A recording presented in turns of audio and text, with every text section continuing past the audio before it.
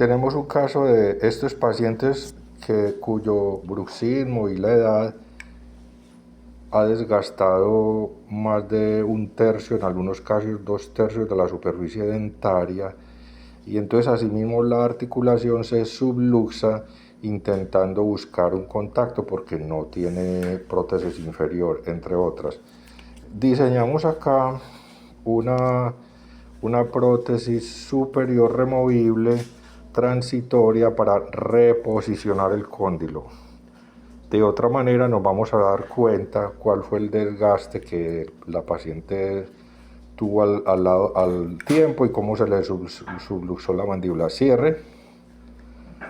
Mire que aquí, en el canino con el antagonista, se ve lo que perdió de tejido dentario y lo mismo en el lado izquierdo.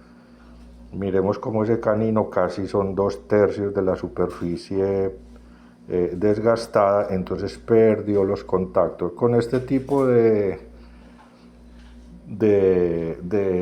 rampa de deslizamiento hacia atrás, entonces vamos a lograr obtener más contactos, entre otras.